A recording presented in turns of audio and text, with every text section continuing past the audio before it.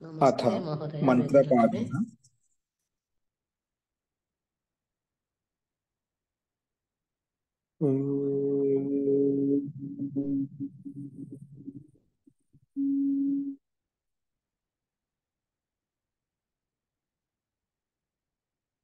सहनाववतु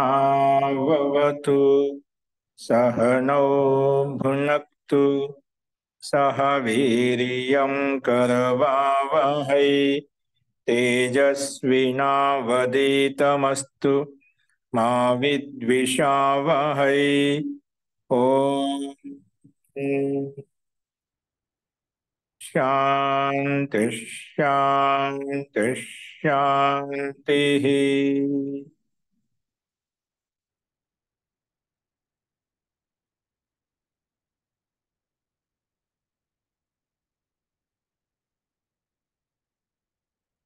సర్వేభ్యో నమః. అందరికీ నమస్కారం అండి. మనము ప్రౌఢ రచనానువాద కౌముదిలో 17వ అభ్యాసం చెప్పుకుంటున్నాము. అందులో నియమాల గురించి చెప్పుకుంటున్నాము. ఆ నియమాలు కూడా సంధి నియమాలు మనం చూస్తున్నాం. ముఖ్యంగా విసర్గ సంధి, హల్ సంధుల గురించి. అందులో నిన్న 133వ సూత్రం వరకు ప్రస్తావించుకున్నాము. నిన్న చెప్పిన పాఠంలో ఎవరికన్నా ఇంకేమైనా సందేహం చెప్పండి. నేను చెప్పిన సంధి సూత్రాలు ఎవరికైనా అర్థం కానిది ఉందా?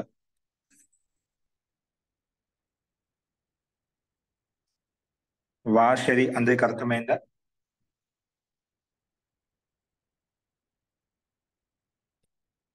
అస్తు, ఒకసారి మళ్ళీ చెప్తాను చూడండి. ఇక్కడ మనకు విసర్జనీయస్య సహ ఇదేమంటుందంటే, ఎక్కడైనా పదానికి అంతిమంలో విసర్గం వస్తుంది, ఆ విసర్గానికి సకారం వస్తుంది. విసర్జనీయస్య సహ విసర్గానికి సకారం వస్తుంది. ఎప్పుడు వస్తుంది? పక్కన కర్ ప్రత్యాహారాలు ఉండాలి. అంటే తర్వాత పదానికి మొదటి అక్షరము కర్ ప్రత్యాహారాలు, అంటే కర్ ప్రత్యయాలు వర్గాల యొక్క ప్రథమాక్షరాలు కానీ ద్వితీయాక్షరాలు కానీ ఏదో ఒక అక్షరం ఉండాలి. లేదా ష, ష, స ఈ 3 వర్ణాల నుంచి ఒక వర్ణం ఉండాలి. అప్పుడు ఆ విసర్గ స్థానంలో ఖచ్చితంగా సకారం వస్తుంది. ఇది నియమం అనమాట. ఖచ్చితంగా రావాలి, దాంట్లో వికల్పం లేదు. ఇలా కండిషన్ ఉంటే ఖచ్చితంగా వచ్చేస్తుంది. వేరే సూత్రం వచ్చి నిలబెట్టేందుకు ఆ సూత్రం అంటే పనిచేస్తుంది అన్నమాట. కాబట్టి ఖచ్చితంగా అనివార్యంగా మనకు ఈ సూత్ర నియమానుసారంగా ఎక్కడ ఇలాంటి కండిషన్ వస్తే వచ్చేస్తుంది. కానీ ఈ కింద సూత్రం ఏం చెప్పింది? అక్కడ ఆ సత్వం వస్తుంది. అలాగే ప్రాప్తమైన చోట ఈ సకారం వచ్చింది, విసర్జనీయ సకారం వచ్చిన తర్వాత పక్కన చవర్గం ఉందనుకోండి, ఒకవేళ అప్పుడు చవర్గం అక్షరం ఉంటే స్తుత్వ సంధికి జరిగిపోతుంది అన్నమాట. విసర్జనీయస్య సహ ప్రకారంగా సకారం వచ్చిన తర్వాత ఆ సకారం వచ్చిన మన స్తుత్వ సంధికి జరుగుతుంది. ఎప్పుడు ఒకవేళ తర్వాత పదానికి మొదట చవర్గంలో ఉండే అక్షరం ఏదైనా ఉంటే అప్పుడు ఈ నియమం ప్రకారంగా, లేదా తాళవ షకారం ఉంటే, పుష్పవర్ణాల నుంచి తాళవ షకారం ఉంటే అప్పుడు మనకు స్తుత్వ సంధి కూడా వస్తుంది. ఇది నియమం అన్నమాట. కానీ తర్వాత వాషరి సూత్రం చెప్పిందంటే, లేదంటే ఆ పై సూత్రం ప్రకారం ఈ కరు ప్రత్యయాలను ఖచ్చితంగా రావాలి విసర్గం. ఈ కింది సూత్రం ఏం చెప్పిందంటే దాంట్లో కొంచెం పర్మిషన్ తీసుకుందాం అన్నమాట. ఏ రకంగా అంటే వాషరి, షరి అంటే షరి ప్రత్యాహారాలు. షరి ప్రత్యాహారాలు కేవలం 3 వర్ణాలు వస్తాయి, ష, ష, స. ఈ 3 వర్ణాలు ఉన్నప్పుడు మాత్రము ఆ విసర్గానికి మనకు ఏది సకారం రాదు, విసర్గమే ఉంటుంది. సకారం రాదు, విసర్గమే ఉంటుంది. కానీ వికల్పంగా ఉంటుంది అన్నమాట. అంటే అది ఎందుకంటే కరు ప్రత్యాహారంలో ఈ 3 వర్ణాలు కూడా వస్తున్నాయి. అంటే పై సూత్రం ప్రకారం విసర్గ స్థానంలో విసర్గ సకారం వస్తుంది. కానీ ఈ సూత్రం చెప్పింది విసర్గ స్థానంలో సకారం రాదు, షడ్ ప్రత్యాహారం ఉన్నప్పుడు మాత్రము ఈ 3 వర్ణాలలోంచి ఏ వర్ణము పక్కన ఉన్నా ఒకసారి మటుకు ఇక్కడ ఆ విసర్గ స్థానంలో సా రాదు, అంటే విసర్గమే ఉంటుంది, వికల్పంగా ఉంటుంది. అంటే హమేషా కాదు, వికల్పంగా ఉంటుంది. కొన్ని సందర్భాలలో ఓన్లీ ఈ 3 అక్షరాలు మాత్రం కేవలం పక్కన ఉన్నప్పుడు, ఏదో ఒక అక్షరం పక్కన ఉన్నప్పుడు అప్పుడు మాత్రం అక్కడక్కడ విసర్గ స్థానంలో సకారం ఉన్నా కూడా రాదు, అంటే విసర్గమే వస్తుంది, అక్కడ విసర్గమే ఉంటుంది. వికల్పంగా చెప్పాం. అంటే వికల్పంగా అంటున్నాం కాబట్టి ఒకసారి విసర్గంతో కూడుకున్న రూపం ఉంటుంది, ఒకసారి విసర్గం కాకుండా సకారం వచ్చిన రూపం ఉంటుంది. అందుకే 2 రకాల రూపాలు ఉంటాయి. అది ఈ 2వ వాషరి సూత్రం యొక్క నియమం అన్నమాట. అందుకే విసర్గం తర్వాత షడ్ ప్రత్యాహారం ఉంటే అక్కడ మనకు ఆ విసర్గ స్థానంలో వికల్పంగా విసర్గం ఉంటుంది, తర్వాత సకారం కూడా వస్తుంది. ఈ రకంగా రెండు రకాల రూపాలు ఉంటాయి అని చెప్పి మనం ప్రస్తావించుకున్నాం. అస్తు. సో అది మీకు ఉదాహరణతో స్పష్టమయ్యాయి అనుకుంటున్నాను. కాబట్టి ఇదే విధంగా అర్థం చేసుకోవాలి. అస్తు. మహోదయ చిన్న అనుమానం, మహోదయ చిన్న డౌట్ మహోదయ. రామ షష్ఠలో ఇప్పుడు రామ షష్ఠ పక్క పక్కన రాయాలి, అట్లా వికల్పముగా తీసుకున్నప్పుడు రామ షష్ఠ, నెక్స్ట్ ఇప్పుడు రామస్ షష్ఠ. ఇక్కడ సకారానికి మళ్ళీ స్టునాష్టూతో ప్రకారంగా రామ షష్ఠ అని ఒక రూపము, రామ షష్ఠ రెండవ రూపం, అలా రాసుకోవాలా మాది? ఒకటి విసర్గం యొక్క రూపం కూడా వస్తుంది అన్నమాట. ఇక్కడ ఓన్లీ మనకు సంధియుక్త సకారం వచ్చిన రూపం చూపించబడింది. సంధి రాకుండా వికల్పం ఒక పక్షం రానప్పుడు విసర్గమే ఉంటుంది. అందుకే రామ షష్ఠ, హరిహి శేతే విడివిడిగానే ఉంటాయి. అది కూడా రాసుకోవాలి మనం. ఓకేనా? ఇక్కడ అస్తు. నెక్స్ట్ రాసుకోండి. నియమం 134. కవిత గారు చెప్పండి. ఇక్కడ 130వ నియమంలో చూస్తున్నారా?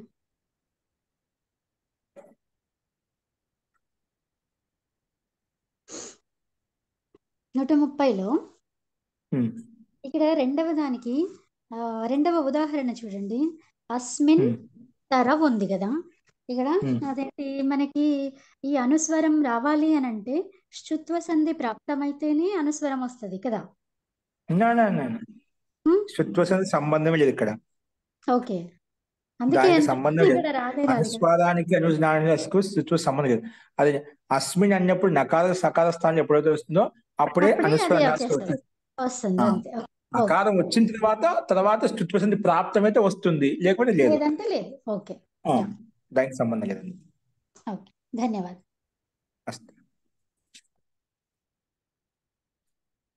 నెక్స్ట్ రాసుకుని నియమ 134. నియమ 134 ఇది సింపుల్ ఎక్కువ వాడుతూ ఉంటాం మనం. సస జుసో. మహోదయ ఇప్పుడు మీరు 133 నియమం చెప్పారు కదా. 133 నియమంలో విసర్గ సంధిలో ఒక భాగం మాత్రమే కదా మహోదయ ఇది? ఒక భాగం అంటే మీ తాత్పర్యం? ఒక భాగం అంటే నా ఉద్దేశం రకారం రాకపోవడం, 4-5 రకాలు ఉన్నాయి కదా మహోదయ విసర్గ సంధిలో. దాంట్లో ఇది ఒక పార్ట్ అని. వికల్పం విసర్గ సంధి మనకి చూపించుకోలేదా? అవి వస్తాయి మనకు. ఓకేనా? అదే విసర్గ సంధి చూపించుకోవడం, దాంట్లో ఇంకా చాలా ఉన్నాయి, దాంట్లో ఒకటి క్రమంగా ఉన్నాయి. దాంట్లో మనకు ముఖ్యమైన సందర్భాన్ని బట్టి ఈ సందర్భాన్ని ఇది ఒకటి చూపించినమాట. ఓకేనా? కరెక్ట్. రాసుకోండి. సస జుసో రుహు.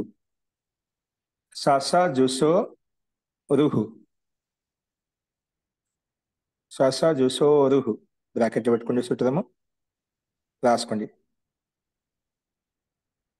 పదానికి అంతిమంలో ఉండే సకారానికి లేదా పదానికి అంతిమంలో ఉండే సకారం పదాంత సకారానికి అంటే పదాంత సకారానికి అంటే పదంలో ఉండే అంతిమ సకారం. పదాంత సకారానికి రుకారం వస్తుంది.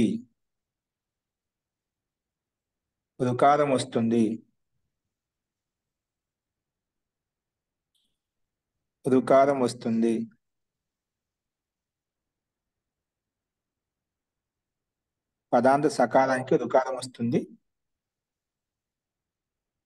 అలాగే రుకారం వస్తుంది. తర్వాత ఆ రుకారానికి విసర్గం కూడా వస్తుంది. తరువాత ఆ రుకారానికే విసర్గం కూడా వస్తుంది. రాసుకోండి.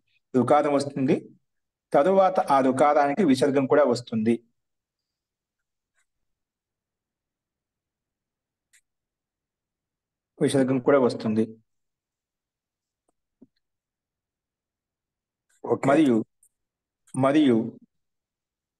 మరియు సజుష్ శబ్దానికి కూడా మరియు సజు శబ్దానికి కూడా రుకారం వస్తుంది. సజస్సు శబ్దానికి కూడా రుకారం వస్తుంది. సజస్సు శబ్దమే అండి. సజు శబ్దానికి కూడా రుకారం వస్తుంది. సజస్సు శబ్దానికి కూడా రుకారం వస్తుంది.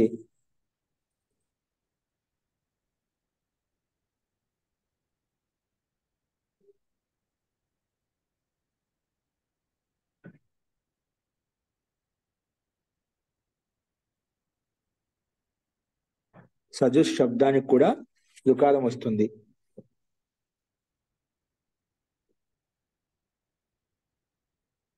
సజు శబ్దానికి కూడా రుకారం వస్తుంది. ఇక్కడ చెప్పారు కదా, పదాంత సకారానికి రుకారం వస్తుంది. తర్వాత సందర్భాన్ని బట్టి ఆ రుకారానికి విసర్గం కూడా వస్తుంది. అలాగే సజుషు శబ్దానికి కూడా రుకారం వస్తుంది. సజుష్ శబ్దానికి కూడా రుకారం వస్తుంది. అంటే సజుస్లో అంతిమ షా ఉంది కదా, మూర్ధన్య షకారం, దానికి కూడా వస్తుంది అన్నమాట. సజుష్ శబ్దానికి కూడా ఇక్కడ రుకారం వస్తుంది. ఏంటండి? రుకారం అంటే హలంత రు వస్తుంది. రూకే మళ్ళీ అనుబంధం లోపం రా మిగులుతుంది. ఓకేనా? అంటే హలంతం మిగులుతుంది, రు వస్తుంది కదా, ఆ రూకి అనుబంధం లోపం చేస్తే రేప మిగులుతుందండి. అది మనకి డైరెక్ట్గా ఇచ్చేదన్నమాట, మనకు అంత లోపలికి అవసరం లేదు. రు కాబట్టి ఆ రూకి అనుబంధం లోపం చేస్తే బ్రాకెట్ రా మిగులుతుంది. ఆ రకారం విసర్గంగా మారుతుంది. ఎప్పుడైనా రు వచ్చిందంటే వెంటనే అందుకే పక్కన ఇచ్చాడు బ్రాకెట్ లో, రా రేపంగా వస్తుంది. ఆ రేపం మళ్ళీ విసర్గంగా మారుతుంది అన్నమాట. అంటే కొన్ని స్థితుల్లో విసర్గం రావడానికి ముందే రేపంలో వేరే సంధి సూత్రం వస్తుంది అన్నమాట. ఒకసారి రూలోనే ఇంకొక సంధి సూత్రం వస్తుంది అన్నమాట. అలాగా కొన్ని మధ్యలో మారిపోతుంటాయి. ఆ స్థితి రూ నుంచి రేపం నుంచి విసర్గంగా మారే లోపల కొన్ని ఏదైనా సంధి సూత్రం ప్రాప్తమైతే ఈ మధ్యలో సంధి సూత్రాలు జరిగిపోతాయి. అవేంటో కూడా చూద్దాం ఇప్పుడు. మొత్తానికి పదాంత సకారానికి రూ వస్తుంది, ఆ రుకారమే విసర్గంగా మారుతుంది. తర్వాత ఆ రుక విసర్గంగా మారుతుంది. అలాగే సజుష్ శబ్దానికి కూడా రుకారం వస్తుంది. సజుష్ శబ్దానికి కూడా రుకారం వస్తుంది. అంటే అంతిమ షకార, మూర్ధన్య షకారానికి, అంతిమ షకారానికి అని అర్థం. మూర్ధన్య షకారం ఉందా, అంతిమ షకారానికి బ్రాకెట్ పెట్టుకో స్పష్టత కొరకు. సజుష్ అంటే మొత్తం సజుష్ శబ్ద స్థానంలో రువు పెట్టాం. సజుష్లో ఉండేటువంటి మూర్ధన్య షకారం అంతిమ ష హలంత వర్ణం అయితే దానికి రుకారం వస్తుంది. ఇది ఎందుకు చెప్పాల్సి వచ్చిందంటే మనకు సకారాంతస్య పదస్య రూ భవతని, పదానికి అంతిమ సకారానికి రూ వస్తుంది చెప్పుకున్నాం. ఇది పదమే, సజుష పదమే, కానీ పదానికి అంతిలో ఉంది సకారం లేదు, దంత సకారం లేదు, మూర్ధన్య షకారం ఉంది. అందుకే విశేషంగా సూత్రం చెప్పాల్సి వచ్చింది అన్నమాట. విశేషంగా మనం సూత్రం చెప్పినాం. ఓన్లీ ఎక్కడ మూర్ధన్య షకారం సకారం వచ్చింది అనుకోండి, అది కేవలము సజుషులో ఉండే సకారానికి మాత్రమే విసర్గం రూ వస్తుంది, మిగిలిన చోట్ల రాదనమాట. అస్తు. ఈ చివరిలో రూ రేపం అవుతుంది, అది ఒకసారి మళ్ళీ చెప్పరా మహోదయ? రూకే అనుబంధ లోపం చేస్తే రేపం మిగులుతుంది అన్నమాట. ఆ రేపానికే మళ్ళీ విసర్గంగా రేపం విసర్గంగా మారుతుంది. అది మీకు అవసరం లేదు. అస్తు అస్తు బ్రాకెట్ ఎలా రాసుకోండి. అస్తు. దాంట్లో కంటిన్యూగా ఎక్కడైతే రుకారానికి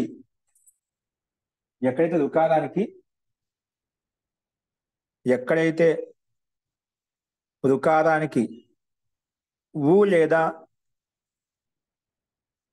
య, ఎక్కడైతే రుకారానికి రు అంటే రూ వచ్చింది కదా, పై నియమం ప్రకారంగా రూ వచ్చింది అనుకోండి. ఎక్కడ రుకారానికి ఊ లేదా యా హలంతం, ఎక్కడైనా రుకారానికి ఊ లేదా యా రాకుంటే అక్కడ రేపమే మిగులుతుంది. రేప్ హలంతం మిగులుతుంది. ఎక్కడైతే రు వచ్చిన తర్వాత ఇక్కడ రుకారానికి ఊ లేదా యా రాకుంటే అప్పుడు రానే మిగులుతుంది, అంటే రేపమే మిగులుతుంది.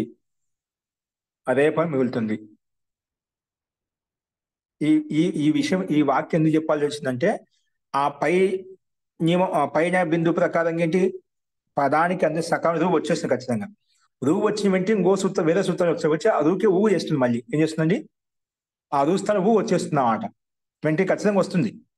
అది ఒకవేళ రాకుంటే ఎక్కడైనా రాలే అనుకున్నామండి, అంటే సామాన్యంగా ఆ సందర్భం ఉంటే ఎక్కువ శాతం వస్తుందన్నమాట. ఒకవేళ రాకుంటే ఆ సందర్భం చెప్పాడు.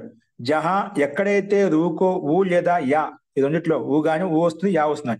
ఊ లేదా యా రాకుంటే అప్పుడు అదే రకారమే మిగులుతుంది. అంటే రూకి అనుమతి లోపం చేస్తే రేపం మిగులుతుంది అన్నమాట. రకారం మిగులుతుంది, రకారం మిగులుతుంది. ఓకేనా? ఆడికి ఒక బిందు, నెక్స్ట్ బిందు రాసుకుని దాంట్లో కంటిన్యూగా ఫుల్ స్టాప్ పెట్టి అకారము లేదా ఆకారం కంటే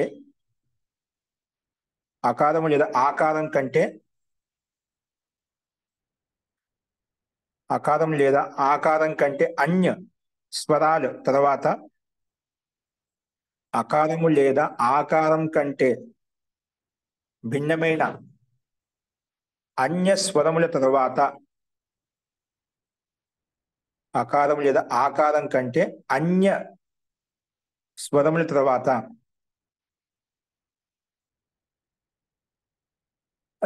రకారము అంటే రేపము శేషంగా మిగులుతుంది.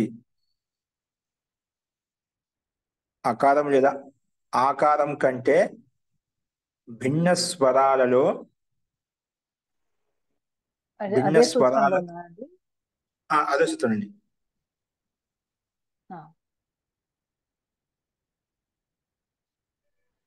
అకారము లేదా ఆకారం కంటే భిన్నమైన అకారము లేదా ఆకారం కంటే భిన్నమైన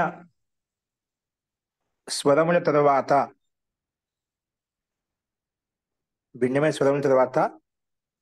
రేపం మిగులుతుంది. అంటే రకారం రేపం మిగులుతుంది. అంటే రా హలంత మిగులుతుంది, రేపం మిగులుతుంది.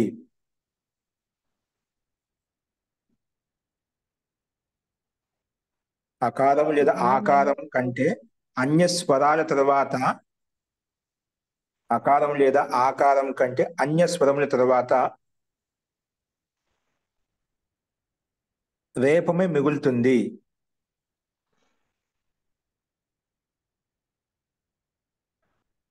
కానీ తరువాత ఏదైనా స్వరము లేదా వ్యంజనం ఉంటేనే, కానీ తరువాత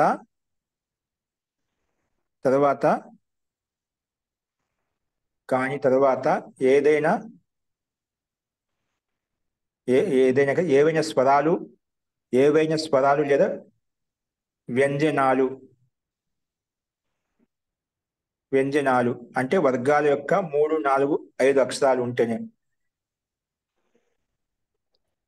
ఏవైనా స్వరాలు లేదా వ్యంజనాలు అంటే బ్రాకెట్లో 3, 4, 5 అంటే వర్గాల యొక్క 3వ అక్షరం కానీ వర్గాల యొక్క 4వ అక్షరం కానీ వర్గాల యొక్క 5 అక్షరం వ్యంజనాలు వస్తాయన్నమాట. ఇవి ఉంటేనే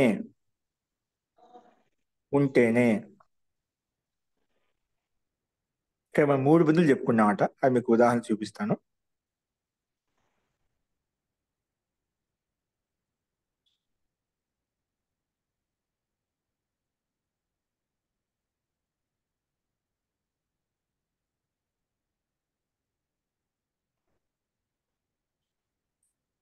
రాసుకో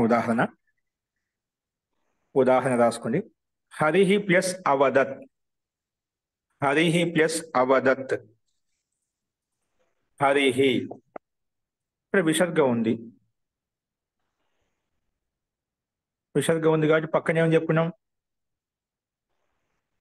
హరిహి ప్లస్ అవదత్ స్వరం అండి. ఇక్కడ స్వరం ఉంది కాబట్టి ఏం చెప్పుకున్నాం, ఆ స్వరం ఉన్నప్పుడు ఆ ముందు ఏంటి పదానికి అంత విసర్గం ఉంది కాబట్టి వెంటనే రూ వచ్చేస్తుంది అన్నమాట. ఓకేనా? ముందు ఏం వస్తుంది, హరిహి ప్లస్ అవదత్. ఈ సందర్భంలో పదాంత విసర్గానికి ఇక్కడ ముందు స్థితి తీసుకుంటామట, అంటే విసర్గం రావడానికి ముందు స్థితిలోనే. అప్పుడు హరిస్ ఉంటుందన్నమాట. హరిస్కే ససజుసో రుహు ప్రకారం రూ వచ్చింది. ఆ రూకే విసర్గం వచ్చేసింది అన్నమాట. రూకి ఏమొచ్చింది, విసర్గం వచ్చేసింది అన్నమాట. అంటే విసర్గం రావడానికి ముందు స్థితి ఏదైతే ఉందో మనం ఏం చెప్పుకున్నాం, పదానికి అంతిమ మామూలుగా అయితే హరిష్ శబ్దము, హరి శబ్దానికి ససజుసోరు ఈ స్థితిలో మనకు రూ వచ్చేసింది. ఆ రూకి అనుమతి చూపించే రా మిగిలింది. ఓకేనా? ఆ రకారమే విసర్గంగా మారింది. అందుకే హరి వచ్చిందన్నమాట. పక్కన అవదత్ శబ్దం ఉన్నమాట. ఇక్కడ ఏమంటుంటే స్వరం ఉన్నమాట. స్వరం ఉన్నప్పుడు ఏమవుతుందంటే ఆ విసర్గం రావడానికి ముందు స్థితి ఏదైతే ఉందో రేపం అని చెప్పుకున్నాం. ఇక్కడ ఏం చెప్పుకున్నాం? ఆ లేదా ఆ కంటే అకారం లేదా ఆకారం అన్య స్వరాలు తర్వాత ఉంటే గిన అప్పుడు రేపం మిగులుతుంది చెప్పాం. రేపం మిగులుతుంది చెప్పుకున్నామట. అందుకే ఇక్కడ రేపం మిగిలిందన్నమాట. అంటే ఇప్పుడు హరిహి ప్లస్ అవదత్లో ఇక్కడ మనకు ఆ రేపం వచ్చిందండి. విసర్గం కంటే ముందు ఏదైతే ఉందో అది అలాగే ఉండిపోయింది. హరి అవదత్ వచ్చిందన్నమాట. హరి రవదత్, హరిహి అవదత్.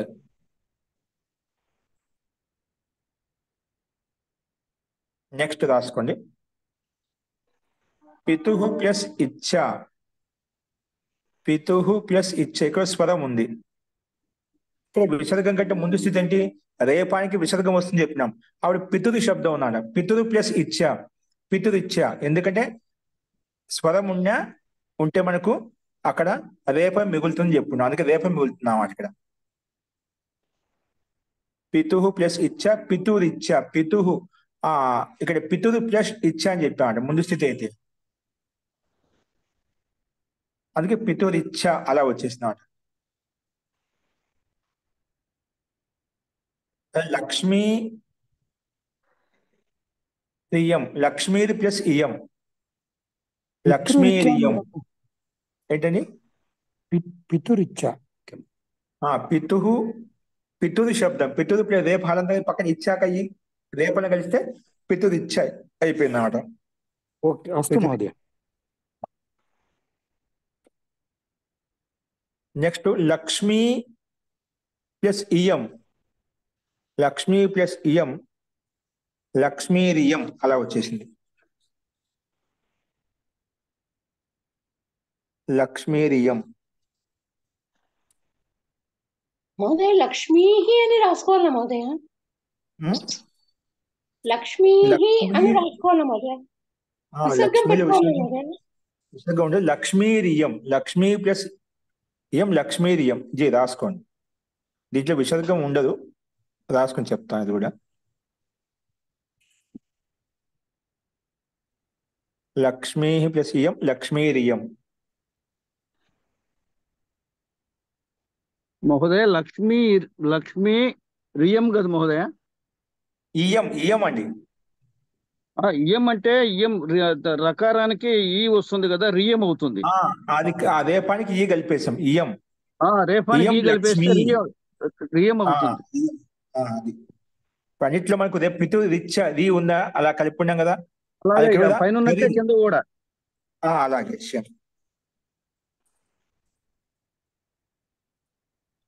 ఇది మీకు మళ్ళీ కూడా నేను చెప్తాను. దీంట్లో కొన్ని చెప్పాల్సిన నియమాలు ఉన్నాయి. ఓకేనా? ఇప్పుడు ఇలా రాసుకోండి. ఓకేనా? ఈ సూత్రాన్ని నేను మళ్ళీ ఎక్స్ప్లెయిన్ చేస్తాను. ఈ 3 ఉదాహరణ రాసుకోండి. మహోదయ లక్ష్మీ కూడా లక్ష్మీ అనే శబ్దమా? జీ దీంట్లో విసర్గం ఉండదు, కొంచెం లోపిస్తుంది. అది చెప్తా అంటున్నాను. దానికి సంబంధించి చెప్తాను నేను. ఓకేనా? లక్ష్మీ ప్రథమ ఏకవచన రూపం. లక్ష్మీ విసర్గం ఉంటుంది కాబట్టి అందుకే ఇక్కడ ఆ సందర్భంలో లక్ష్మీ రియం అని చెప్పి ఈకారాంత శబ్దంలో లక్ష్మికి విసర్గ వస్తుంది. లక్ష్మి హ్రస్వ ఈకారం దీర్ఘీకారం దీర్ఘ ఈకారం విసర్గం వస్తుంది. ఓకే అస్తు. అందుకే విసర్గం వచ్చి కాబట్టి ఇక్కడ ఈ నియమం ప్రకారం లక్ష్మీ రియం అని చెప్పుకున్నాడు. అస్తు. నెక్స్ట్ రాసుకోండి. మహోదయ ఇప్పుడు లక్ష్మీ ప్లస్ ఇయం రాసుకోవాలా? లక్ష్మీ ప్లస్ ఇయం రాసుకోవాలా? లక్ష్మీ ప్లస్ ఇయం ఈజ్ ఈక్వల్ టు లక్ష్మీరియం. అక్కడ పితుహు ప్లస్ ఇచ్చా అన్నాం. పితురు ఇచ్చా రాశాం. అలాగే లక్ష్మీ ప్లస్ ఇయం లక్ష్మీరియం. అక్కడ పైన ఎలా రాసుకున్నాం? ఇప్పుడు హరి అవదత్ రాసుకునేదా? కానీ సమస్త పదంలో ఇజ్ ఈక్వల్ టు హరి రవదత్ రాసుకున్నాం కదా, అదనమాట. అస్తు మహోదయ.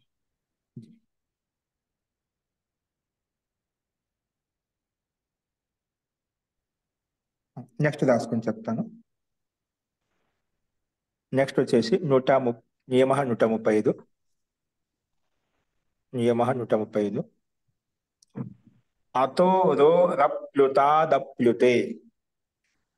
అతో రో రప్లుతాదప్లుతే. అతో రో రప్లుతాదప్లుతే.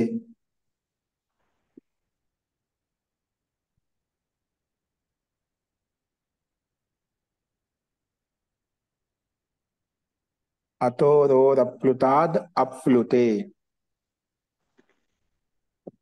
అతో రో రప్లుతాద్ దప్లుతే. దప్లుతాదప్లుతే.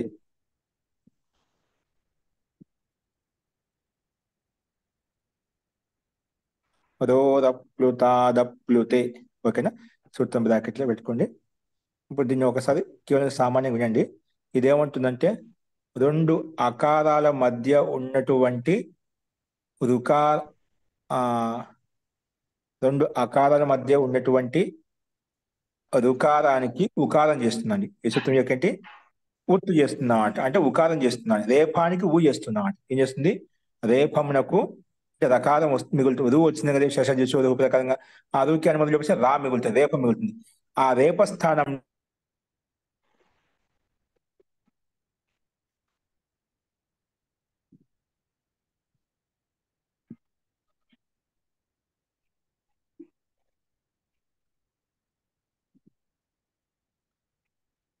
ఉత్తర పదానికి అంతిమంలో ఉత్తర పదానికి ఆది వర్ణం అకారం ఉండాలి. మహోదయ మధ్యలో మీరు కొంచెం మ్యూట్ లో పోయారు మహోదయ. మళ్ళీ ఫస్ట్ నుంచి చెప్పండి మహోదయ. రాసుకోవద్దు మీరు. పూర్వ పదానికి అంతిమ వర్ణం హ్రస్వ వర్ణం ఉండాలి, అత్ ఉండాలి, అకారం ఉండాలి, హ్రస్వ అకారం ఉండాలి. అదే విధంగా ఉత్తర పదానికి మొదటి అక్షరం కూడా, అంటే పదపదానికి మొదటి అక్షరం కూడా అకారం ఉండాలి, హ్రస్వ అకారం ఉండాలి. అప్పుడు మధ్యలో ఉన్నటువంటి రేపం ఏదైతే ఉందో ఆ రేప స్థానంలో ఈ సూత్రం ఉకారం చేస్తుంది. ఓకేనా? ఉకారం చేస్తున్నాడు. ఉకారం వచ్చిన తర్వాత అప్పుడు ఆ ఊ ముందుగా ఆ ఉంది కదా, ఆవు కలిసి ఆద్ గుణాపక గుణం చేస్తే ఊ అయిపోతుంది అన్నమాట. తర్వాత అకారం ఉంటే ఏంగ పదాంతర ప్రకారం అవగతి చేయడం కూడా వస్తుంది. అవేంటో మీకు చూపిస్తాను. మీకు అవగాహన కొరకు చెప్పాను, రాసుకుంటే స్పష్టమవుతుంది. రాసుకోండి. హ్రస్వ అకారం తరువాత హ్రస్వ అకారము తరువాత హ్రస్వ అకారము తరువాత రుకారానికి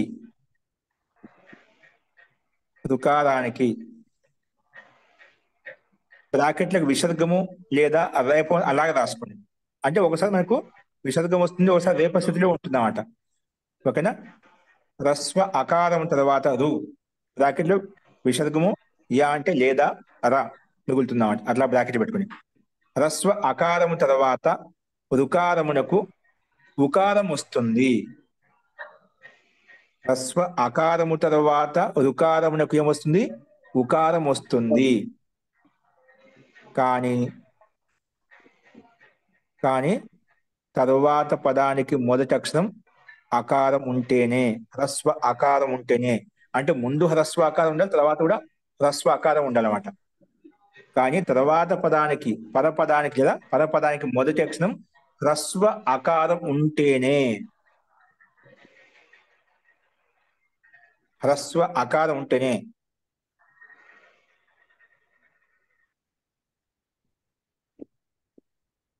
తర్వాత రాసుకున్న తర్వాత నియమం 101 అనుసారంగా గుణము, తర్వాత నియమం 101 అనుసారంగా గుణము మరియు 103 నియమానుసారంగా పూర్వరూప సంధి కూడా వర్తిస్తాయి.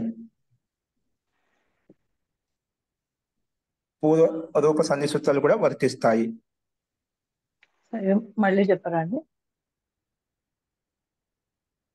తరువాత నియమం 101 ప్రకారంగా 101 నియమానుసారంగా గుణం వస్తుంది.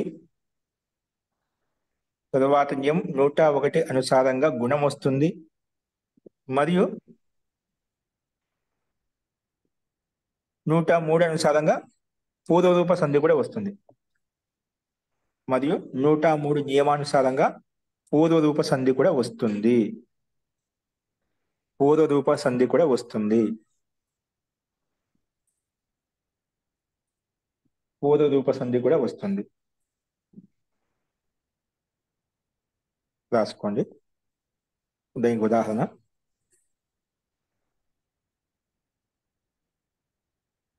కొంచెం అహ ప్లస్ ఆ ఇక్కడ ఎట్లా ఉందో రాసుకోండి. ఉదాహరణకి అహ ప్లస్ ఆ ఇజ్ ఈక్వల్ టు ఓ పక్కన ఎస్ ఆకారం అంటే అవకల చిహ్నం అది. అలాగే రాసుకోండి. అహ ప్లస్ ఆ అంటే చూడు, ఆ అహ అంటే విసర్గానికి ముందు ఆ ఉంది, తర్వాత ప్లస్ తర్వాత ఆ ఉంది. అంటే రెండు అకారాలకు మధ్య విసర్గం ఉందా? రెండు అకారాలకు మధ్య విసర్గం ఉంది. ఆ విసర్గం అంటే ఏమిటి? విసర్గం ఎక్కడ చూసింది? రేపానికి విసర్గం వచ్చింది. ఓకేనా? రేపానికి విసర్గం వచ్చింది అన్నమాట. ఆ రేపానికి మధ్యలో ఉండే రేపానికి మన సూత్రము ఉకారం చేస్తుందన్నమాట. అంటే రెండు అకారాలకు మధ్యన ఉండేటువంటి రేప ఊ చేస్తుందన్నమాట. అప్పుడు ఆ ఊ ఆ అలా వస్తాయన్నమాట. ఓకేనా? అప్పుడు ఊ వచ్చినప్పుడు నియమం 101 ప్రకారం గుణం చేస్తే ఓ అయిపోతుంది. మళ్ళీ పూర్వరూప 102 103 ప్రకారంగా ఏంగహ పదాంతాదతి ప్రకారంగా పూర్వరూప సంధి చేస్తే అవకృతి చిహ్నం వస్తుందన్నమాట. ఇలాగ మారిపోతుంది, ఓగా మారిపోతుంది. అహ ప్లస్ ఆ ఇజ్ ఈక్వల్ టు ఓగా మారిపోతుంది. ఆద్గుణ ప్లస్ ఏంగ పదాంతాదతి. అతి అంటే పక్కన ఉంటే, అకారం పక్కన ఉంటే పక్కన ఉన్న అకారం పూర్వంలో కలిసిపోతుంది. అంటే ఓ కారంలో కానీ ఏ కారంలో కానీ కలిసిపోతుంది. ఓకేనా? అదేంటో కింద చూద్దాం. రాసుకోండి. ఇప్పుడు ఉదాహరణ ఇంకోటి దాని కింద ఇప్పుడు అది జస్ట్ అర్థం చేసుకోవడానికి ఒక సింగిల్ గా చూపించారు.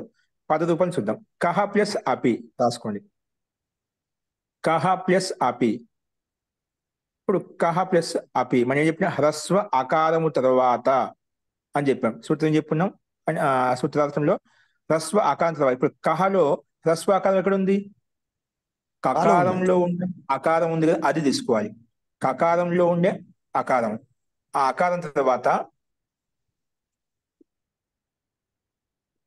రేపమునకు అని చెప్పాను. రేపం అంటే ఏమిటి? ఒకసారి విసర్గం ఉంటుంటుంది, ఒకసారి రేపం ఉంటుంది. ఇక్కడ మనకు విసర్గం ఉంది, అది తీసుకుంటాం. హ్రస్వ అకారం తర్వాత రేపమునకు. రేపం అంటే విసర్గ స్థితిలో ఉందని చెప్పి అర్థం చేసుకోండి. అంటే విసర్గం రేపంగా మారింది కాబట్టి రేప స్థితిని తీసుకోండి ఇక్కడ మీరు. అంటే విసర్గ రేపమునకే అంటే రకారానికి విసర్గం వచ్చింది కానీ రేపమే చెప్తున్నా ఇక్కడ. హ్రస్వ అకారం తర్వాత రేపమునకు, విసర్గం రేపంగా చెప్తున్నమాట.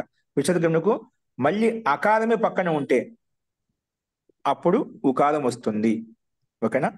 కహ ప్లస్ అపి.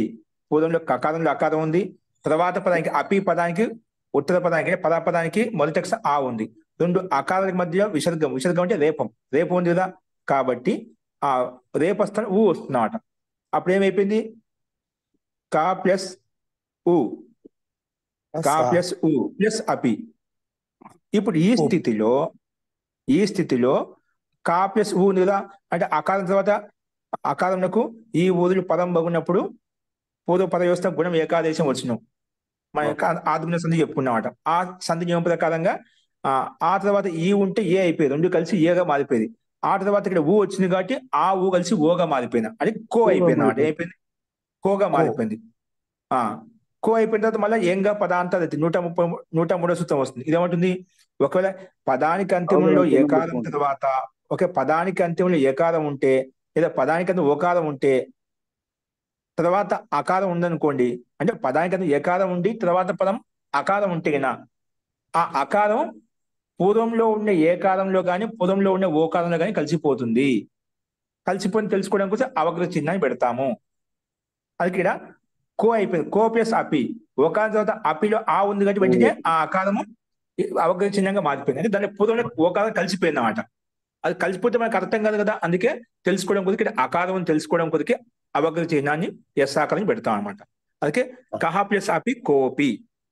అంటే మనకు ఈ సూత్రం వచ్చి రేపస్థానం ఉత్పన్నం చేసిన తర్వాత మనకు 101వ నియమం వచ్చింది, 103వ నియమం వచ్చింది. అంటే ఆద్గుణ వచ్చింది, ఏంగ పదాంతాదతి. ఈ రెండు సూత్రాలు వచ్చి పనిచేసాయి. ఎప్పుడు ఈ సూత్రం ఉకారం చేసిన తర్వాత.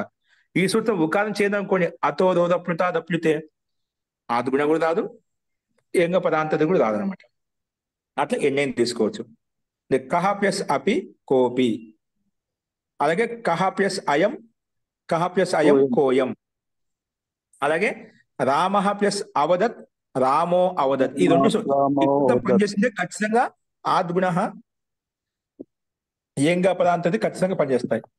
అంటే కొన్ని చోట్ల ఆద్గుణ పనిచేస్తుంది, కొన్ని చోట్ల ఏంగా పదాంతది అనివార్యం కాదండి. అది ఓన్లీ హ్రస్వాకారం ఉంటే, ఏంగ పదాంతాద్ అతి హ్రస్వాకారం ఉంటే తర్వాత పదానికి అప్పుడు మాత్రమే ఖచ్చితంగా వస్తుంది. ఒకవేళ మనకు తర్వాత పదానికి మొదటి అక్షరము హ్రస్వాకారం కాకుండా వేరే అక్షరం ఉందనుకోండి, అప్పుడు రాదనమాట. దాదాపుగా మనకు ఇక్కడ అతో రోదప్లుత దప్లుతే నియమం ప్రకారం ఖచ్చితంగా ఉంటుంది కాబట్టి ఖచ్చితంగా వస్తుంది, సందేహం లేదు. వేరే చోట్ల దీని తర్వాత సూత్రం ఉంది, అక్కడ రాదు మనకు, అది మనం అప్పుడు చెప్పుకున్నాం. ఇప్పుడైతే ప్రస్తుతానికి రెండు అకారాలకు మధ్యలో ఉండే రేపానికి ఉకారం వస్తుంది. ఉకారం రాగానే ఆకి ఊకి మధ్య ఆద్గుణ ప్రకారం గుణం చేస్తే ఓ అయిపోతుంది. తర్వాత ఓ వచ్చిన తర్వాత వెంటనే పక్కన అకారం ఉంది కాబట్టి, హ్రస్వ అకారం ఉంది కాబట్టి ఏంగ పదాంతాదతి ప్రకారంగా ఆ అకారము పూర్వంలో ఉండే ఓకారంలో కలిసిపోతుంది. అయితే ఖచ్చితంగా ఓకారం ఏమి ఉండదు, ఓకారం ఉంటుందన్నమాట. ఆ నియమం ప్రకారం ఓకారం కలిసిపోతుంది. కలిసిపోయిందని తెలుసుకోవడం కొరికే అవగరిచిందని ఉపయోగిస్తాము. ఓకే, కోప్లస్ రామోయం.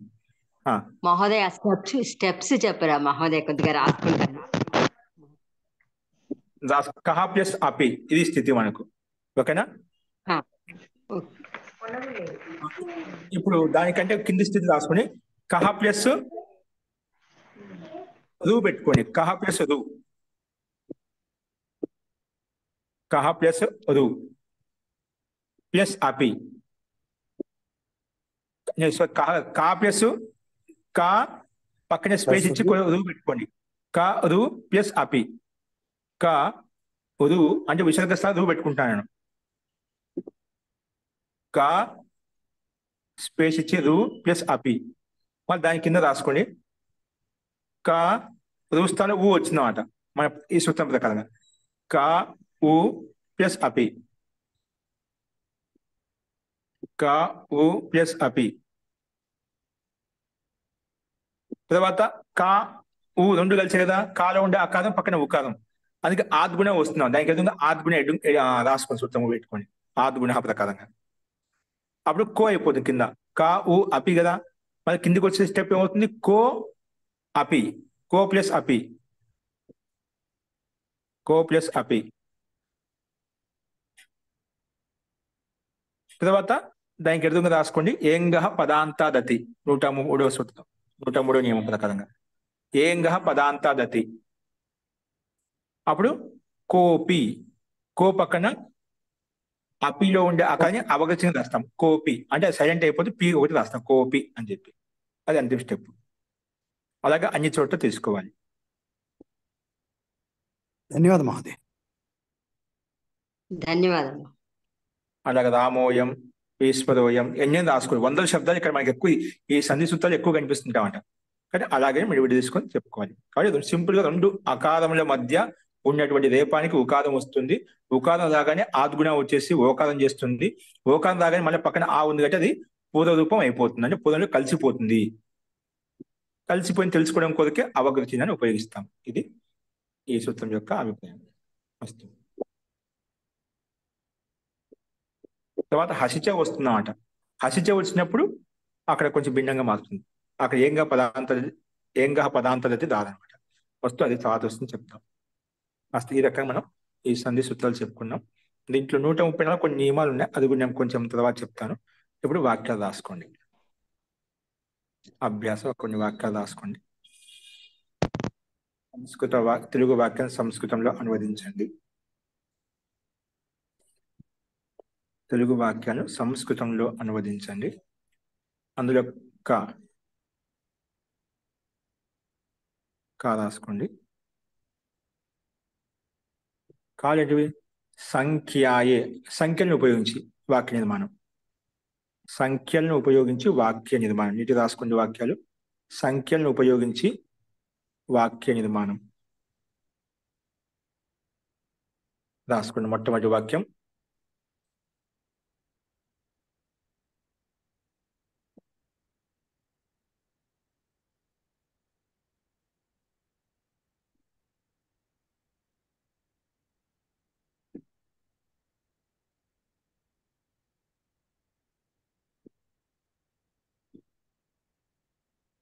దేవతలు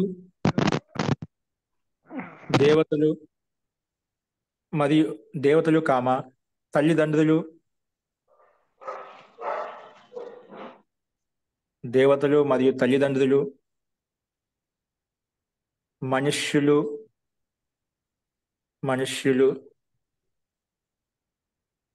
కామ భిక్షకులు మరియు అతిథులు అంటే ఎవరికైతే తిథి ఉండదో అని అతిథి అంటాం. అంటే రావడానికి తిథి లేకుండా ఎప్పుడంటే ఎప్పుడు రావచ్చు అన్నమాట. అతిథులు ఈ ఐదుగురికి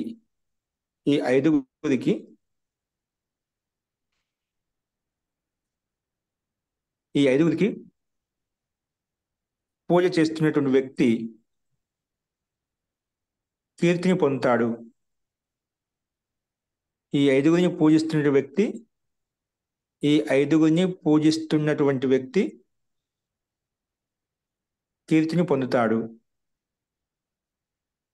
దేవతలు, తల్లిదండ్రులు, మనుష్యులు, భిక్షకులు, అతిథులు ఈ ఐదుగురిని పూజించేటువంటి వ్యక్తి కీర్తిని పొందుతాడు. ఈ ఐదుగురిని పూజించేటువంటి వ్యక్తి కీర్తిని అంటే యశస్సును పొందుతాడు. కీర్తిని పొందుతాడు. కీర్తి అనే యశస్సు అనేది రెండో ఒకటే. కాబట్టి మనం ఎప్పటికైనా ఈ దేవతలకు కానీ తల్లిదండ్రులకు కానీ మనుషులకు కానీ మనం పూజిస్తూ ఉండాలి. అలా పూజించే వ్యక్తి యశస్సును ఖచ్చితంగా పొందుతాడు. కాబట్టి మనం దీని వాక్యాన్ని బట్టి కూడా మనం దేవతలను ఎలా పూజిస్తాము, సత్కరిస్తూ ఉంటాం. కానీ కేవలం పూర్తిగా ఆ స్థాయిలో కానీ ఇప్పుడు ఆచరణాత్మకంగా ఉండాలన్నమాట. పూజించడం అంటే ఏమిటి? పూజించడం అంటే సత్కరించడం అంటే గౌరవించడం, వాళ్ళు చెప్పినట్టుగా ఆచరించడం, దాన్ని పూజ అంటాం. వాస్తవంగా పూజ అంటే ఏమిటి? ఆ గురువులు చెప్పింది, పెద్దలు చెప్పింది, మనకు హితైషులు చెప్పింది ఏదైతే ఉందో వాళ్ళు చెప్పినట్టుగా ఆచరించడమే నిజమైన పూజ. పూజ అంటే మనం పుష్పాలు కొబ్బరికాయలు అక్కడ లేదా నైవేద్యాలు పెట్టేసి వచ్చి రావడం కాదు. ఆ గురువులు మన దేవతలు ఎవరైతే ఉన్నారో వాళ్ళు ఏ అడుగుజాడలు నడిచారో వాళ్ళు చెప్పిన విధంగా ధర్మబద్ధంగా న్యాయబద్ధంగా మనం ఆచరించినప్పుడు నిజమైన పూజగా భావించబడుతుంది. కేవలం మనం అలా వెళ్తూ వస్తూ పోతున్నాం అంటే మనం ఎక్కడ ఉన్నారో అక్కడే ఉంటాం, ముందుకు వెళ్ళామన్నమాట. పూజ చేసినప్పుడు అంటే పూజ చేసామనుకుంటాం, మళ్ళీ కర్మలు అలాగే ఉంటాయి. అంటే మనకు అధర్మమైనటువంటి ఆలోచనలు ఏవైతే ఉన్నాయో, ఇంకా వ్యక్తిగతమైనటువంటి ధర్మ విరుద్ధమైన కర్మలు ఏవైతే ఉన్నాయో, రాగము, ద్వేషము, ఈర్ష్య ఇటువంటివి ఏవైతే ఉన్నాయో, వ్యసనాలు ఏవైతే ఉన్నాయో అవన్నీ మనం అక్కడికక్కడే ఉండిపోతాం. మనకు వృద్ధి జరగదు. పూజ చేస్తున్నామంటే మనలో ఇవన్నీ మార్పు రావాలి, వాటిని ఆచరించాలి. అప్పుడే ఈ వాక్యము సార్థకం అవుతుంది అన్నమాట. నేను రోజు పూజ చేస్తున్నాను, నా కీర్తి యశస్సులే అంటే రోజు పూజ చేస్తున్నారు. చాలా మంది అధర్మాత్మ కూడా రోజు గుడికి వెళ్ళి ఏదో పూజ చేస్తూ ఉంటారన్నమాట, దాని దక్షిణ కూడా చేస్తూ ఉంటారన్నమాట. కానీ ఎప్పుడు వస్తే ఒక అవకాశం వచ్చినప్పుడు మనకు కొంత కనిపించేంత వరకు బాగానే ఉంటుంది, యశస్సును పొందుతూ ఉంటారు. తర్వాత అధర్మ విషయం తెలిసినప్పుడు అది అపకీర్తి అనేది అంతతోగత సమూలంగా నష్టం చేస్తుంది అన్నమాట. ఫస్ట్ మొత్తానికి ఈ ఐదుగురిని పూజించే వ్యక్తి ఎప్పటికైనా జీవితంలో కీర్తిని పొందుతాడు. ఇది తథ్యం, యథార్థం. నెక్స్ట్ రెండో వాక్యం చూడండి. మిత్రుడు అమిత్రుడు, మిత్రత లేనివాడు అనమాట. అమిత్రుడు, మధ్యస్థుడు,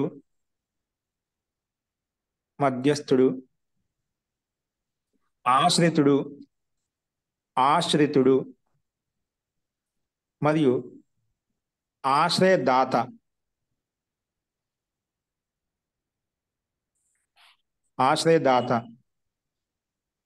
ఈ ఐదు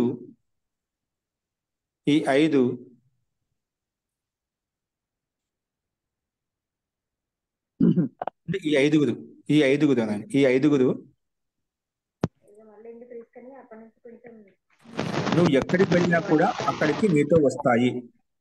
ఈ ఐదుగురు నీవు ఎక్కడికి వెళ్ళినా కూడా అక్కడ నీతోటి వస్తాయి. నువ్వు ఎక్కడ వెళ్ళినా కూడా అక్కడికి నీతోటి వస్తాయి.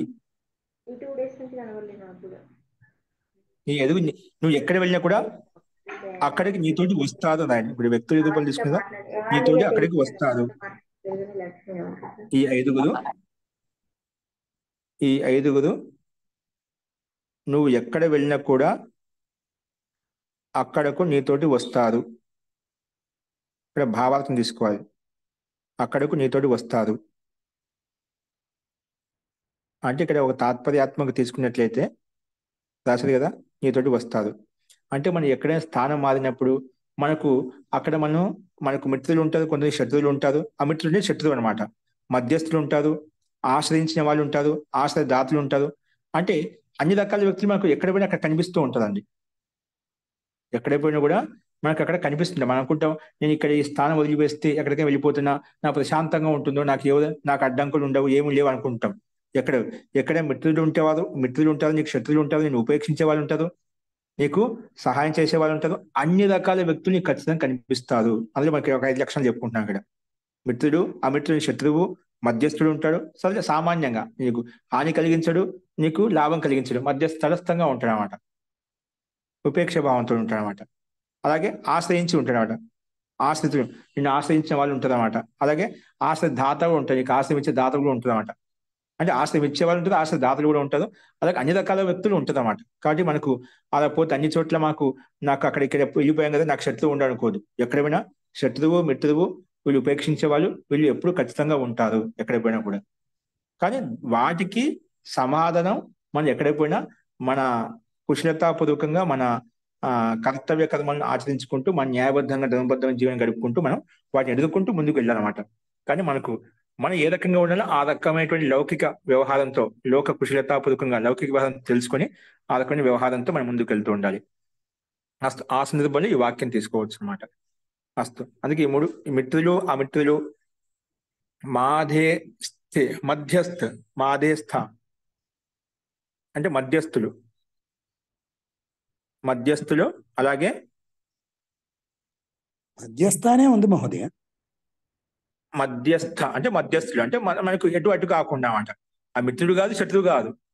అతను నాకు మిత్రుడు కూడా కాదు, శత్రువుడు కాదు, మధ్యస్థంగా ఉంటాడు అంతే. పలికిస్తే పలికడం, లేదంటే లేదంతే. ఎంత అవసరం అంతే. అలాగా కొంత ఆశ్రయం ఇచ్చేవాడు ఉంటారు.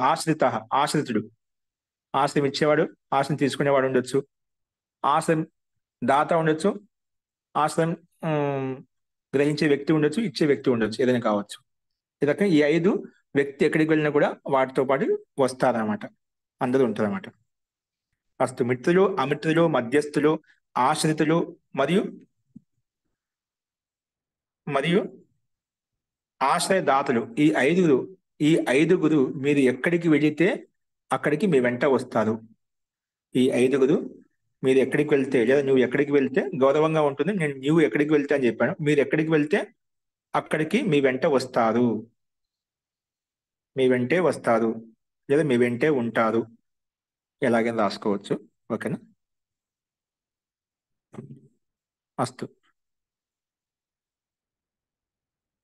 ఉత్తమం. నెక్స్ట్ చూడండి, ఒక వాక్యం ఇక్కడ. మనకు ఈ అభ్యాసంలో మనం ఏమిటో వాక్యాలు చెప్పుకున్నామంటే, అక్కడ మనకి విద్వాంసులు విశేషంగా శ్లోకాల్లో ఉన్నటువంటి, అంటే మనకు లౌకిక వ్యవహారంతో ముడిపడినటువంటి శ్లోకాల యొక్క అంశాలను తీసుకొని విశేషంగా వెతికి ఇక్కడ దానికి మనకు ఈ వాక్యాలు చదువుకున్నప్పుడు మనకు అది ఉపయుక్తంగా ఉండాలని చెప్పి లౌకిక వ్యవహారంతో కూడుకున్నటువంటి మంచి కొటేషన్ రూపంలో కోట్ చేసుకునే వాక్యాలను మనకి ఇక్కడ ఇవ్వబడ్డాయండి. ప్రతిదీ కూడా శ్లోకానికి సంబంధించిన వాక్యాలు అన్నమాట. కాబట్టి మనకు అన్ని కూడా ఉపయోగపడే వాక్యం ఒక రకంగా మనకు. 3వ వాక్యం రాసుకోండి. ఇక్కడ ఒక మంచి వాక్యం వస్తుంది ఇక్కడ. ఐశ్వర్యాన్ని ఇష్టపడేటువంటి మనుషులకు ఈ 6 దోషాలను వదిలివేయాలి. ఐశ్వర్యమును ఇష్టపడేటువంటి మనుషులు ఎవరైతే ఉన్నారో, ఐశ్వర్యాన్ని ఇష్టపడేటువంటి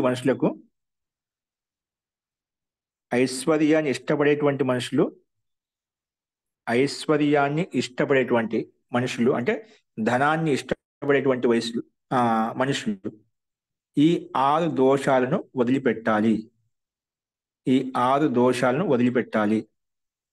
ఇక్కడ ఐశ్వర్యం అంటే ధనమే కాదండి.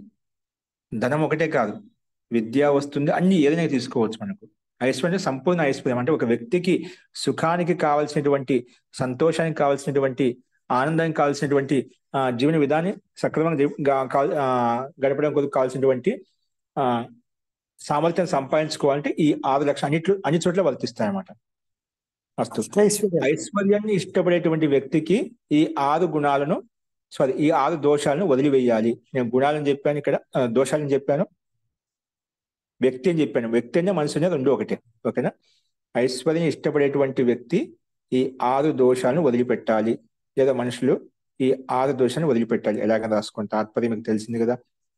అవి ఏంటో రాసుకోండి. నిద్ర, తంద్ర, బద్ధకం. తంద్రలో బద్ధకం ఎక్కువగా ఉంటుంది. ఎప్పుడు నిద్రపోతుంటాం, నిద్ర వేసినప్పుడు బద్ధకంగా ఉంటామన్నమాట. తంద్ర. అలాగే భయము, నిద్రను వదిలిపెట్టాలి. తంద్ర, బద్ధకాన్ని వదిలిపెట్టాలి. భయం కూడా ఉండకూడదు, భయాన్ని వదిలిపెట్టాలి. క్రోధం అసలు ఉండకూడదు. జీవితంలో ఉన్నతిని పొందాలంటే, ఐశ్వర్యాన్ని పొందాలంటే ఈ 6 దోషాలు ఉండకూడదు. ఇది ప్రతి ఒక్కరికి వర్తిస్తున్నాను, పిల్లలకి కాదు పెద్దలకి, అందరికీ వర్తిస్తున్నామంట. ఆబాల వృద్ధం, క్రోధము. మరియు ఆలస్యం ఉండకూడదు, ప్రమాదం ఉండకూడదు. ఆలస్యం మరియు దీర్ఘసూత్రత. ఏంటి? దీర్ఘసూత్రత అంటే ఏంటి? ఏ పని ఎంత టైం చేయాలో అంత టైం చేస్తే బాగుంటుంది. టైం దాటి చేసామనుకోండి, దీర్ఘంగా చెప్పామనుకోండి, టైం దాటిపోయినా అతను ఉపయోగం ఉండాలి. దీర్ఘసూత్రత ఉండకూడదు అనమాట. సమయానుగుణంగా ఉండాలన్నమాట, లిమిట్లో ఉండాలి. లిమిట్ దాటిపోయినా అనుకోండి, దానికి అంత ప్రాబల్యం ఉండదు, దానికి అంత శక్తి ఉండదు, దానికి అంత గౌరవం ఉండదు అన్నమాట. అందుకే సమయానుగుణంగా, సమయం లోపల, అవధి లోపల ఉంటే దానికి ఒక గౌరవం ఉంటున్నాడు. దాటిందా దీర్ఘసూత్రత, ఇది అవుతుంది. నేను ఒక వాక్యం చెప్తున్నాం, ఆగిపోతున్నాం, ఇంకొక వాక్యం చెప్తున్నా, ఆగిపోతున్నాం. అలా పదానికి మధ్యలో గ్యాప్ వచ్చింది అనుకోండి, దానికి బలం ఉండదు అన్నమాట. ఆ వాక్యార్థానికి అంత ప్రాబల్యం ఉండదు అన్నమాట.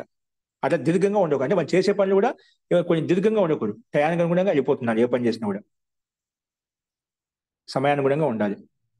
ఈ 6 దోషాలను ఎవరైతే వదిలేస్తారో వాళ్ళ జీవితంలో ఉన్నతిని పొందుతారు. ఓకేనా? ఐశ్వర్యాన్ని పొందుతారు, విద్యను పొందుతారు, అన్ని కూడా పొందుతారు. ఏది కావాలంటే, ఏం అవ్వాలనుకుంటున్నారో లక్ష్యం, ఏ లక్ష్యం వైపు వెళ్ళాలనుకుంటే ఆ లక్ష్యాన్ని పొందగలుగుతామట. అంటే మొత్తానికి ఉన్నతిని పొందుతాడు. అస్తు.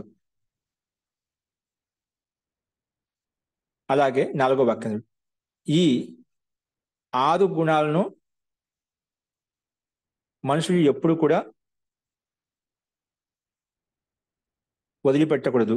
ఈ 6 గుణాలు చెప్పి, దోషాలు చెప్పుకున్నాం ఇక్కడ, వదిలివేయాలని చెప్పి, ఈ 6 గుణాలను మనుషులు ఎప్పుడు కూడా వదిలిపెట్టకూడదు. ఈ 6 గుణాలను మనుషులు ఎప్పుడు కూడా వదిలిపెట్టకూడదు. ఈ 6 గుణాలను మనుషులు ఎప్పుడు కూడా వదిలిపెట్టకూడదు.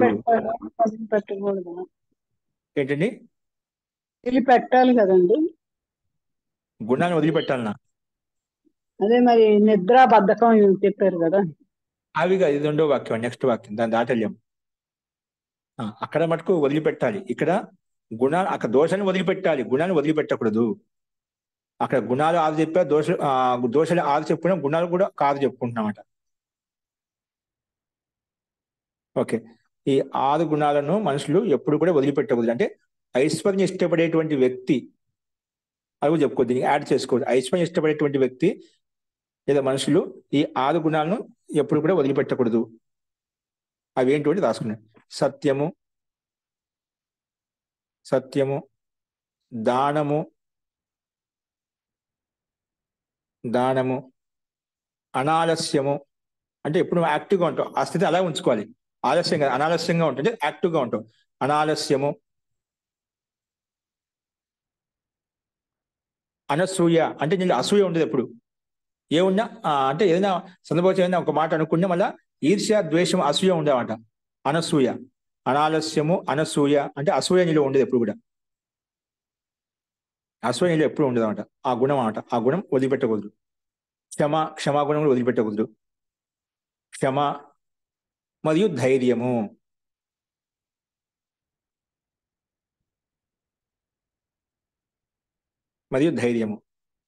కాబట్టి ఏ వ్యక్తి అయినా సరే జీవితంలో ఐశ్వర్యాన్ని పొందాలన్నా, ఉన్నతిని పొందాలన్నా సత్య మార్గాన్ని, సత్యవచనాన్ని వదిలిపెట్టకూడదు. సత్యం చెప్పడం అనేది. దానగుణం కూడా మనలో, ఆ దానగుణం ఏదైతే ఉందో ఆ గుణాన్ని వదిలిపెట్టకూడదు. ఆలస్య అనేది మనలో ఎప్పుడు కూడా ఉండకూడదు అనమాట. అనాలస్యంగా ఎప్పుడు సమీప ఏదో చేస్తూ ఉంటాయి, నిరంతరంగా సక్రియంగా ఉంటాయన్నమాట. కొంతమంది పిల్లలు చూస్తుంటండి, బద్ధకంగా ఉంటుంది, పడుకో ఉంటుంది, లేదు ఏదో ఒకటి చెప్తే చేస్తూ లేదు ఏది సక్రియంగా ఉండదన్నమాట. కొందరు పిల్లలు ఎప్పుడు చురుకుతనం కనిపిస్తున్నారు, స్ఫూర్తి ఏదో ఒకటి చేస్తుండే, ఖాళీ కూర్చున్నమాట. అటువంటి స్థితి ఉండాలన్నమాట. ఆలస్య స్థితి ఉండాలి, ఇప్పుడు యాక్టివ్గా ఉంటాయన్నమాట.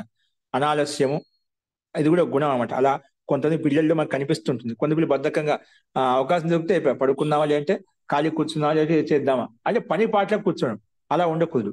ఏదో ఒకటి సక్రియంగా బుద్ధి పనిచేస్తుండాలి, నిరంతరం కొనసాగుతూ ఉండాలి. అది అనాలస్యము. ఓకే. అదే అసూయ కూడా ఉండదు. ఒక్కోసారి మనకు రాగద్వేషం ఉత్పన్నం వలన కొట్టుకోవడం వలన, తిట్టుకోవడం వలన ఇంకోటి అసూయ ఏర్పడుతున్నాం ఉన్నతిని చూసి, అది కూడా మనం ఉండకూడదు. అలాగే క్షమ అనే గుణం ఎప్పుడు కూడా ఉండాలి. క్షమాగుణం అంటే క్షమించే గుణం ఉండాలి అనమాట. అలాగే నన్ను ఒక మాట అన్నాడు, నేను అదే మనసులో పెట్టుకుని మాటికి దాన్ని గుర్తు చేసుకుని రిపీట్ చేస్తుంటే ఏమవుతుంది, అది మనకి జరిగిపోయింది అన్న మాట రాదనమాట, దాన్ని క్షమించేయాలన్నమాట. ఓకేనా. అలా క్షమాగుణం ఉండాలి, ధైర్య గుణం కూడా ఉండాలి. ఈ గుణాలు ఎప్పుడు వదిలిపెట్టకూడదు. కాబట్టి ఈ రకంగా మనం ఈ వాక్యాన్ని తీసుకోవాలంటే, ఐశ్వర్యం కోరుకునే వారు ఏదైనా కానీ ఈ 6 వదిలిపెట్టకూడదు. ఐశ్వర్యం కోరుకునేవారు ఈ 6 గుణాలను వదిలిపెట్టకూడదు. సత్యము, దానము, అనాలస్యము, అనసూయ, క్షమ మరియు ధృతి, ఇవి మనం వదిలిపెట్టకూడదు. ఇవి మనం 4వ వాక్యం కింద రాసుకున్నాం. ఇంకా మిగిలిన వాక్యాలు ఉన్నాయి, అవి ఏంటో మనం రేపు చెప్పుకుందాంలేండి. అస్తు.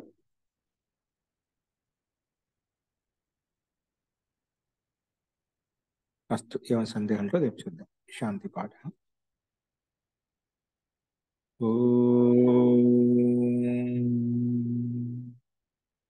సర్వే భవంతు సుఖినః, సర్వే సంతు నిరామయాః, సర్వే భద్రాణి పశ్యంతు, మా కశ్చిత్ దుఃఖభాగ్ భవేత్. ఓం శాంతి శాంతి శాంతి. సర్వేభ్యో నమః. అందరికీ నమస్కారం అండి. నమస్తే మహోదయ. నమస్తే మహోదయ.